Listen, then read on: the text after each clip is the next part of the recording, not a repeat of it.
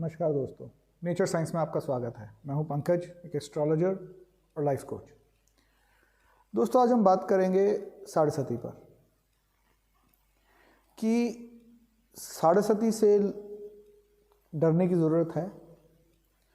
दोस्तों, साढ़ेसती से तब डरने की ज़रूरत है अगर इंसान ने कर्म गलत किए हों। अगर इंसान के कर्म सही हैं और न्यायपूर्वक रहा है वो अपनी इस ज़िंदगी में और अपनी पिछली ज़िंदगी में, तो साढ़ेसती से डरने की कोई ज़रूरत नहीं है। बल्कि साढ़ेसती के अंदर अगर इंसान के कर्म अच्छे हैं तो उसे अच्छा ही फल मिलेगा। बाकी गलतियां हम लोगों से होती हैं, क्योंकि हम इंसान हैं तो गलती तो करते हैं, लेकिन गलती करने का मतलब होता है जो गलती से की गई गलती हो, जानबूझकर की हुई गलती ना हो। क्योंकि जो जानबूझ के किया हुआ कार्य है उसे गलती नहीं कहते। जानबूझ के किए हुए कार्य को आप फिर से करेंगे तो वो तो चाहे आप जितने मर्जी उपाय कर लीजिए फिर भी उसका कोई असर पड़ेगा नहीं आप पर।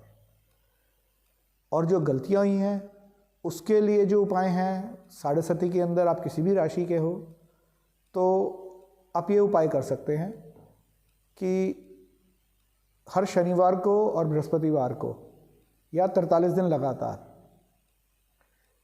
मछलियों को बादाम खिलाएं, बादाम की गिरी। परंतु याद रखें दोस्तों कि हम ये उपाय तो कर रहे हैं, लेकिन साथ साथ में हमें इस चीज़ का भी ध्यान रखना है कि हम अपने कर्मों को ठीक रखें, कि हम मांस, मछली, अंडा और किसी भी प्रकार के नशे से दूर रहें। अगर हम उपाय करते रहें और साथ में हमारा आचरण गलत रहे तो वो उपाय भी हमें ज़्यादा देर तक बचा नहीं पाएंगे, क्योंकि कर्मों का फल तो मिलना ही मिलना है। कर्म ही सर्वोपरि हैं, कर्म ही सबसे ऊंचे हैं। भगवान श्री कृष्ण ने भी कहा है गीता के अंदर कि कर्म सर्वोपरि हैं। तो आप जो कर्म कर रहे हैं उसी के हिसाब से आपको उसका फल मिलेगा। साथ में दोस्तों, प्रभु ने हमें इस दुनिया के अंदर हर चीज़ इस्तेमाल करने के लिए दी है, लेकिन जायज़।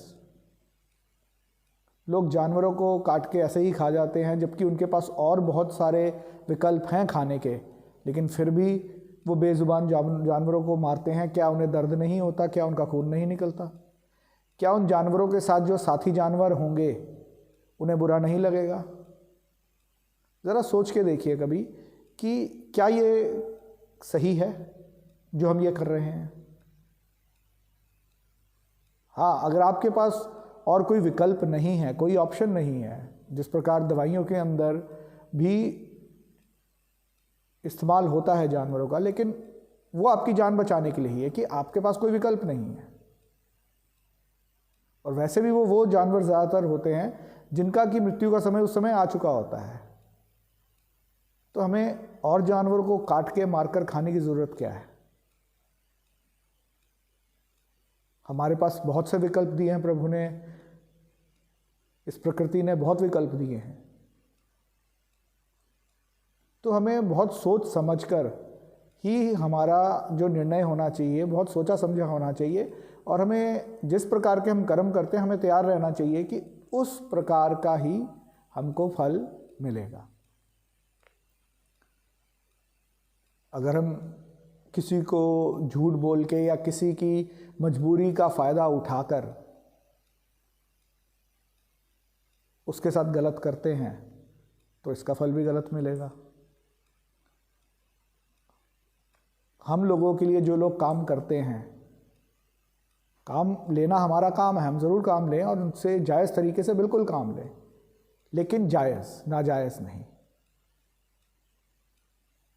और अगर हम जायज़ तरीके से वो काम करते रहते हैं और लेते रहते हैं तो यकीन मानिए दोस्तों, ये प्रकृति भी हमारे साथ ही चलेगी और हमारे साथ हमेशा अच्छा ही होगा।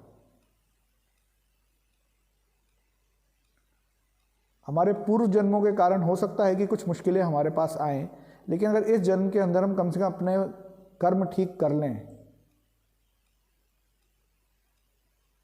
तो मतलब हम समझ गए हैं और हम उसका प्रायश्चित करने को तैयार हैं। और जब हम प्रायश्चित करने को दिल से तैयार हो जाएंगे तो ये प्रकृति भी हमारे साथ चलने लगेगी और हमें अच्छा फल देने लगेगी हमारे कर्मों का। तो दोस्तों, जैसे मैंने आपको बताया कि एक उपाय तो ये है कि हम मछलियों को बादाम की गिरी खिलाएं 43 दिन लगातार, या हर शनिवार और बृहस्पतिवार। दूसरा दोस्तों, शनिवार वाले दिन शाम को पीपल के पेड़ के नीचे एक सरसों के तेल का दीपक जलाएं हर शनिवार को। साथ में ही सोमवार के दिन सुबह शिवलिंग पर जल चढ़ाएं। शिवलिंग के सामने एक सरसों के तेल का दीपक जलाएं। दोस्तों, ये भी मैं बताना चाहूँगा कि शिवलिंग पर जल चढ़ाते हुए हमें कुछ चीज़ों का ध्यान रखना चाहिए। एक तो जब हम शिवलिंग पर जल चढ़ाते हैं तो जहाँ से पानी विसर्जित होता है, आगे निकलता है, उस जगह को कभी क्रॉस नहीं किया जाता। इसलिए शिवलिंग की भी जो परिक्रमा है वो आधी की जाती है कि आप आधे रास्ते गए और वापस आके फिर आधे रास्ते फिर वापस आएंगे। आप पूरी परिक्रमा कभी भी शिवलिंग की नहीं की जाती। दूसरा, शिवलिंग पर कभी केवड़ा नहीं चढ़ाना, कभी रोली नहीं चढ़ानी, मतलब लाल रंग का टीका नहीं लगाना कभी शिवलिंग पर। केतकी के फूल शिवलिंग पर कभी नहीं चढ़ाने। और शिवलिंग पर चढ़ी हुई कोई भी चीज़ आपने ग्रहण वापस नहीं करनी। मतलब आपने कई लोगों को मैंने देखा है, जैसे वो शिवलिंग पर जल चढ़ाते हैं और आगे से जल भर के ले जाते हैं या उसका सेवन करते हैं, जो कि सही नहीं है। दूसरा दोस्तों, शनिवार वाले दिन सुबह शिवजी के आगे सरसों के तेल का दीपक जलाएं, वह उन पे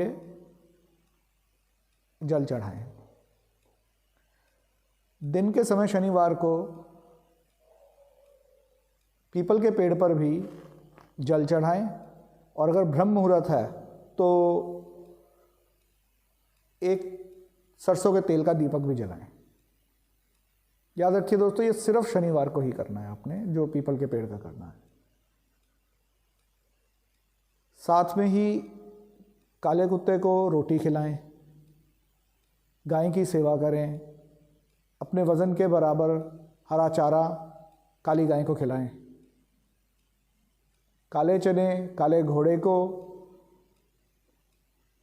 व काली गाय को या भैंस को खिलाएं। साथ में दोस्तों, एक मध्यमा उंगली में, जो आपकी सबसे बड़ी उंगली है दूसरे नंबर की, उसके अंदर एक लोहे का अंगूठी बनवाकर पहने। वो अंगूठी जो बननी है वो या तो काले घोड़े के आगे वाले दाएं पैर की हो, लेकिन जो उसकी नाल है घोड़े की जो आप उतारेंगे वो अपने आप घिसी होनी चाहिए। ये ना हो कि घोड़े वाले ने अभी काले घोड़े पे लगाई और अभी आपको उतार के दे दी, उसका कोई फ़ायदा नहीं होगा।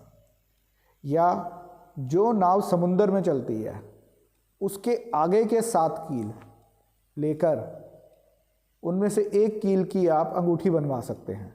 लेकिन याद रखिए कि जो ये आप अंगूठी बनवाएंगे वो लोहार से बिना गर्म किए अंगूठी बनवानी है, कि वो उसको पीट कर लोहे की आपकी अंगूठी बना दे, उसको गर्म ना करें। तो दोस्तों, ये कुछ उपाय हैं जो कि आप साढ़े सती के दौरान कर सकते हैं, लेकिन जो आपको आचरण बताया है वो आपको अपना ज़िंदगी भर ऐसा रखना है जिससे कि आप किसी भी प्रकार की बड़ी मुसीबत में ना पड़े।